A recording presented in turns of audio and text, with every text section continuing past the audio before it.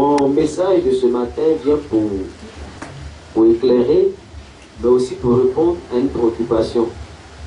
Laquelle préoccupation a donc été relevée encore hier, amen, à savoir qu'est-ce qu'un hôtel et comment bâtir un hôtel. J'ai donc compris que le sujet était vraiment important parce que ça revient chaque fois cette question. Il m'a donc semblé important d'apporter un peu de lumière sur la chose. Alléluia. Amen. Amen, amen. C'est pourquoi mon thème c'est bâti un hôtel en ce début d'année du double. Amen. Bâti un hôtel en ce début d'année du double. Alléluia. Amen. Amen, amen.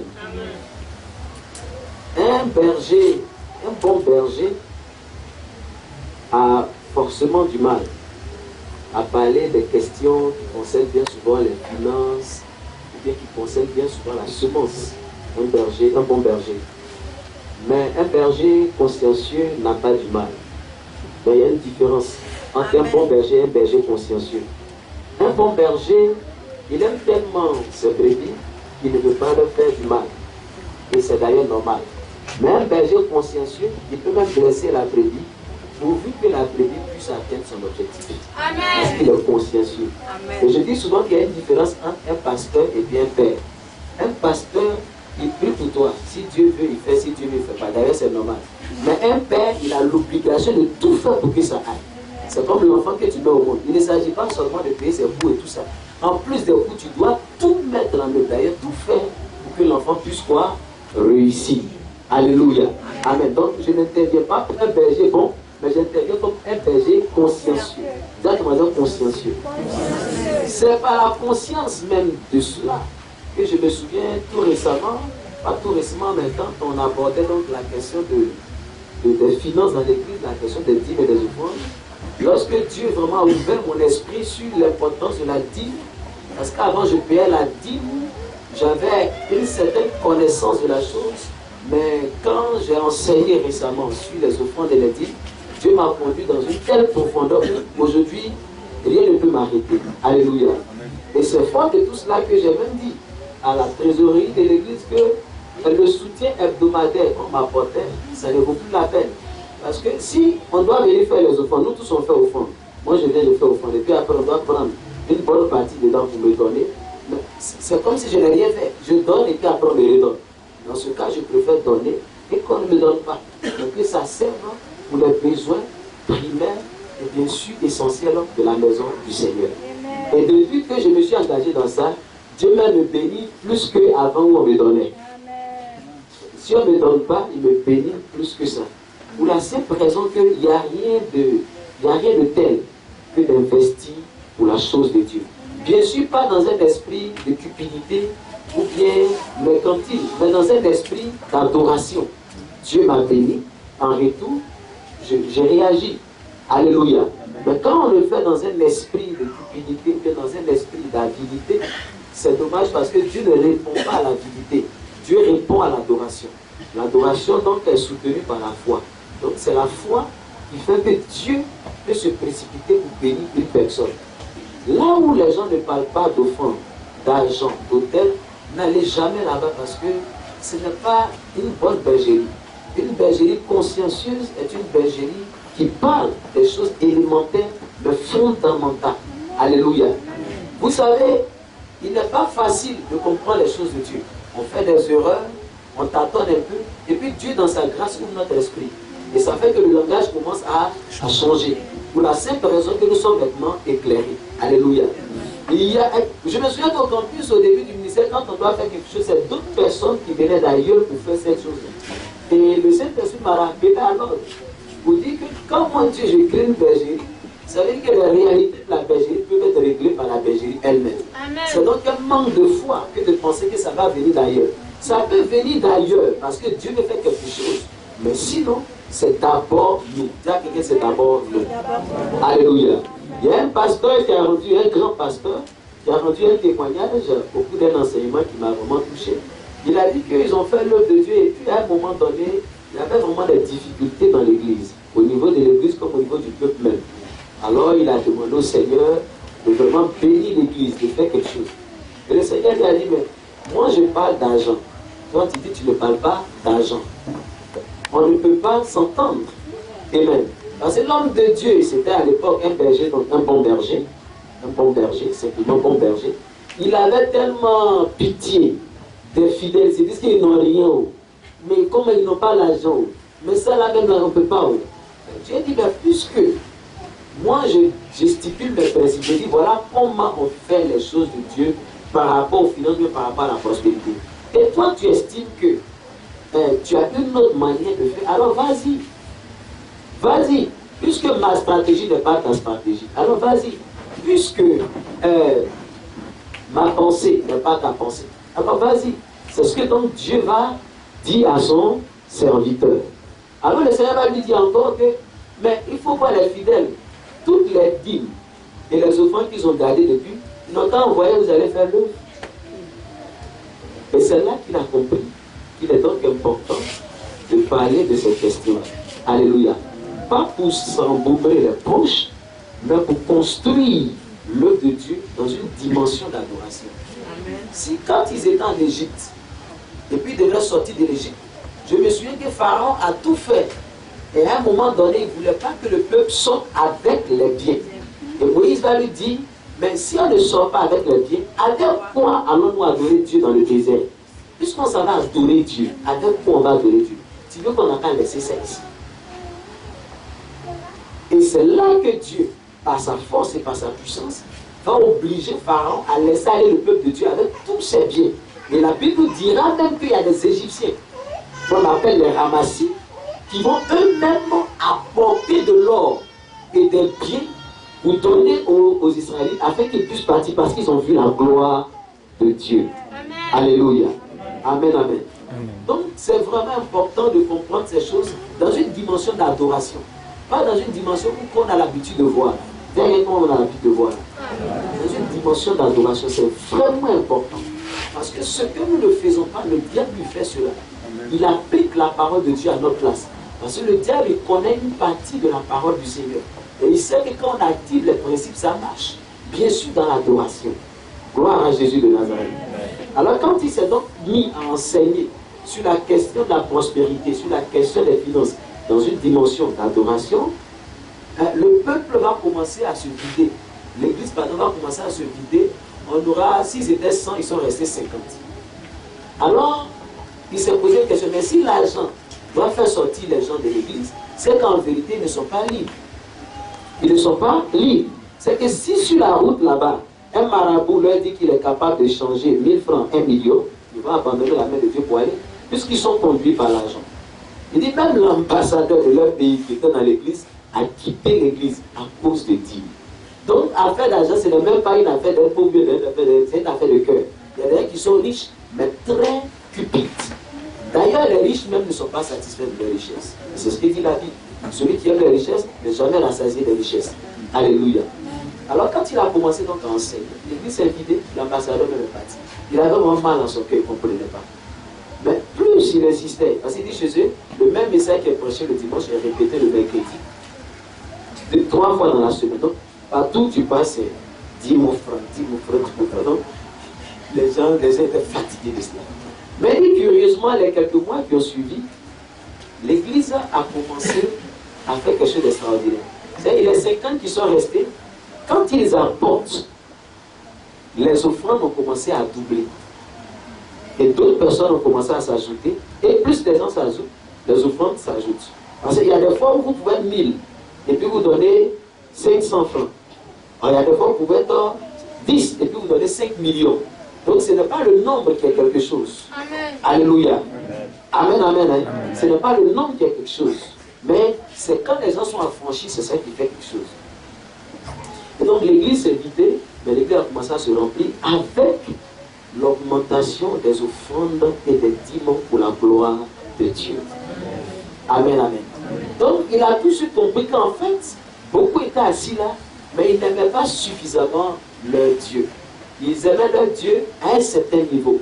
Mais quand il s'agit de toucher à leurs finances, ou bien à leur matériel, ah, tu as touché à leur dignité, tu les as assassinés. Mais ils quittent. Quand ils quittent, ils vont où? S'ils vont quelque part d'autre où on n'enseigne pas ce que dit la Bible, ils sont perdus. Alléluia. Amen, amen. Alors ce matin, c'est dans cet esprit-là que je veux donc enseigner. Pour répondre à cette préoccupation.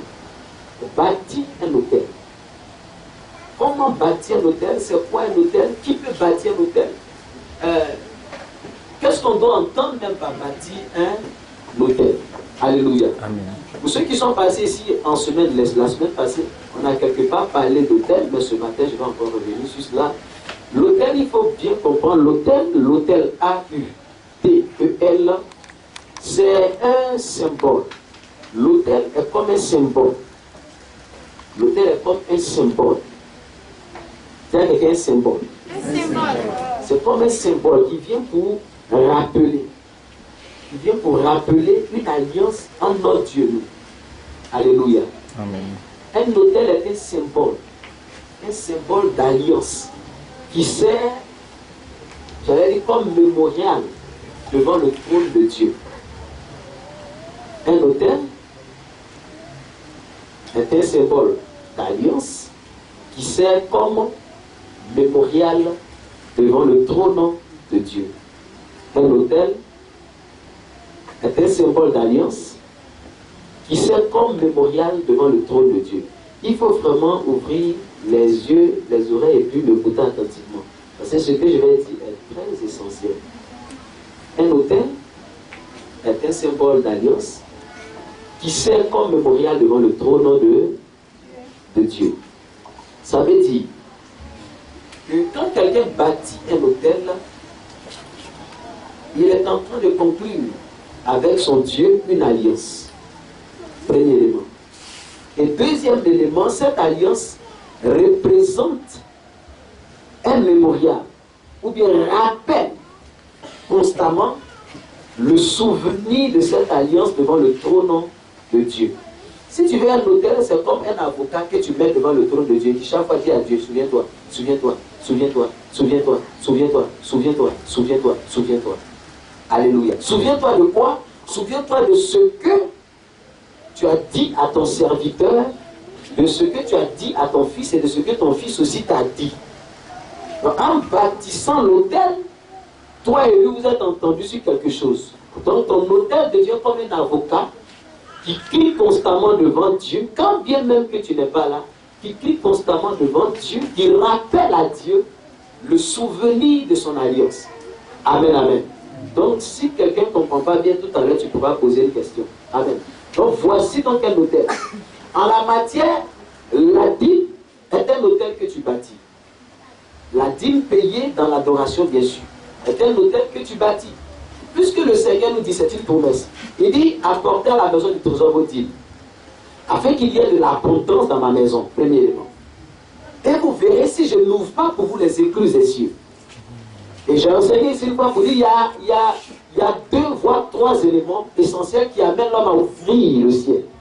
Le premier élément se trouve dans Jacques, chapitre 5, la Bible dit, Élie était un homme de la même nature que toi et moi, il pria et il ouvrit les cieux, afin qu'il pleuve. Il pria également et il ferma les cieux, afin qu'il ne pleuve pas pendant 3 ans et demi. Donc par sa prière, il a ouvert les cieux. Donc la prière fervente est un élément qui nous permet d'ouvrir comme de fermer le ciel. Alléluia. Deuxième élément, il y a le sacrifice. La Bible nous dit qu'Abraham a offert Isaac en sacrifice. Et Dieu a ouvert les cieux. Il a parlé à Abraham. Donc l'offrande de sacrifice ouvre les cieux. Et dans Malachie 3, la Bible dit, apportez à la maison du Très-Haut, vous verrez si je n'ouvre pas pour vous les écluses des cieux. Donc l'offrande de la dîme permet à Dieu d'ouvrir sur nous les écluses des cieux. Alléluia. Donc la dîme est un autel que tu bâtis. Mais la dîme payée correctement et la dîme payée dans l'adoration, c'est elle qui constitue un autel à l'éternel. Alléluia. Un autel de prospérité, un autel de stabilité financière devant Dieu. Quand quelqu'un ne paye pas la dîme, il est victime de la stagnation financière. Ses finances stagnent. Alléluia. Il est victime même comment on appelle ça? Du déséquilibre financier dans sa vie. Parce que Ces finances ne sont pas assises sur des fondements solides. Amen, amen. Et Dieu dit, quand tu payes la dîme, il ouvre pour toi les églises. Donc la dîme, pour ma part, est comme un hôtel que quelqu'un bâtit. Donc chaque fois que tu payes la dîme se positionne devant ton Dieu. Je bénis Dieu. Parce que dans sa parole, on nous dit, dans Hébreu, que celui qui reçoit la dîme, c'est celui dont il a attesté qu'il vit d'éternité en éternité. Donc en réalité, la dîme est prélevée par le Seigneur lui-même, selon Hébreu. Donc quand tu payes ta dîme se positionne devant le trône du Seigneur. Et ta dîme parle en ta faveur. Je ne suis pas en train de dire que quand tu payes la dîme, tu ne peux pas connaître des problèmes financiers. Mais quand un problème financier surgit, tu as un avocat qui doit plaider pour ta part. Donc, c'est un argument sur lequel tu t'appuies pour dire, mais Seigneur, j'ai été fidèle dans les dîmes. Pourquoi cela m'arrive? Et c'est là où Dieu peut ouvrir ton esprit pour te montrer que tu as payé la dîme, mais voilà quelque chose qui a fait défaut. Et c'est pourquoi il est entré. Ou bien Dieu peut te dire, mais s'il n'y a pas de difficulté, comment tu peux voir ma gloire? Prie et tu verras. Et c'est en ce moment-là que Dieu défend ta cause et tu as un témoignage qui peut édifier quelqu'un qui lui n'a jamais payé de dîme. Alléluia. Amen. Donc la dîme est un hôtel. Quand nous acceptons le Seigneur Jésus-Christ comme Seigneur et Sauveur, nos corps deviennent un hôtel. La Bible dit dans Romains chapitre 12 que offrez vos corps comme un sacrifice de bonne odeur. Amen. Donc quand nous acceptons le Seigneur Jésus-Christ, nos corps deviennent comme un hôtel devant le trône du Seigneur. C'est pourquoi ton corps ne doit pas servir à n'importe quoi. Quand ton corps commence à servir à n'importe quoi, Dieu s'éloigne de toi. Vous savez, Dieu que nous servons, il est le Dieu des alliances. Un Dieu d'alliance, c'est-à-dire que c'est un Dieu qui marche avec quelqu'un, qui prend un engagement et lui aussi prend un engagement. Donc ils s'entendent, ils s'accordent sur quelque chose pour marcher. Alléluia. Et dans le cadre de l'alliance, le Dieu 3 fois 5 ne saurait accepter le péché. Et donc, il nous demande constamment de ne pas offrir nos corps au diable, nos corps sur l'autel du diable, livrer nos mains à l'impudicité, à la fornication, à l'adultère et à toutes sortes de péchés, de quelque nature, de quelque nom que ce soit. Nous sommes le temple du Dieu vivant et par conséquent, ici c'est un hôtel. Là où il y a un lieu de prière, c'est un hôtel. Et la Bible dit que ton corps est le temple du Saint-Esprit. Donc ton corps devient un hôtel. Ton corps est censé être un hôtel devant ton Dieu. Alléluia. Amen. Amen, amen. La pureté de ton corps représente un hôtel à l'Éternel. Gloire au Seigneur. Amen. Gloire au Seigneur. C'est pourquoi il est important de prendre ton salut au sérieux. Amen. Donc si quelqu'un m'a bien compris, l'autel, c'est voici ce qu'est l'autel. Amen. L'autel renferme beaucoup de choses, beaucoup d'éléments. Mais aujourd'hui, je veux t'enseigner sur pourquoi bâtir un hôtel, sur comment bâtir un hôtel, et puis qui peut bâtir un hôtel. Amen.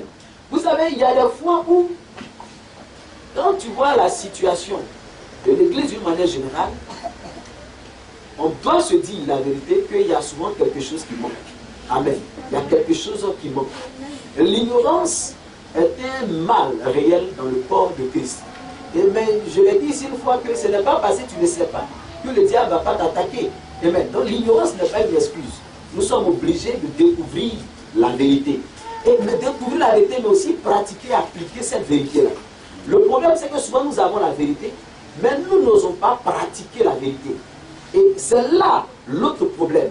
Donc une chose est de la connaître, mais l'autre aussi est de l'appliquer, de la pratiquer. Amen, amen. Ici, la Bible nous parle, dans le livre de Genèse chapitre 26, d'un jeune homme du nom d'Isaac. Isaac est le fils d'Abraham. Et Abraham, c'est l'homme de la foi, le père de la foi. Celui par qui Dieu a décidé de passer pour bénir l'humanité. Car il va dire à Abraham, toutes les nations de la terre seront bénies en toi. Amen. Donc Isaac est fils d'Abraham. Et Isaac devient donc l'héritier de la promesse que Dieu a faite à Abraham. Donc là où Abraham s'est arrêté, il appartient à Isaac de continuer cela. Et à un moment donné, pour passer sur un certain nombre d'événements, à un moment donné, il y a eu famine quelque part. C'était un temps de sécheresse, donc il y a eu la famine. Et certainement que les gens fuyaient. Les entreprises fermaient. Les bailleurs de fonds même n'osaient pas venir. Alors Isaac a dit, je vais partir en Égypte. Vous allez constater que, et pour ceux qui étaient à l'enseignement sur les liens ici, vous allez constater que chaque fois qu'Israël a un problème, curieusement, c'est en Égypte qu'ils vont. Et bien, quand Abraham connaît les difficultés, il va en Égypte. Et là-bas, il ment. Son fils aussi, même chose. Donc, 1, 2, 3, Égypte. 1, 2, 3, Égypte. 1, 2, 3, Égypte. Donc, jusque-là, personne n'a pu véritablement avoir la domination sur la question de la famille. Chaque fois, quand ils ont la famille, ils s'en vont. Mais cette fois-ci, Dieu dit à Isaac, tu ne vas pas te déplacer. Tu vas rester chez toi. Et chez toi, je vais te bénir. Je vais démontrer aux gens que moi, Dieu, je ne bénis pas parce qu'on est aux États-Unis, mais à Abidjan aussi, on peut bénir. À Abidjan aussi, on peut avoir les milliards.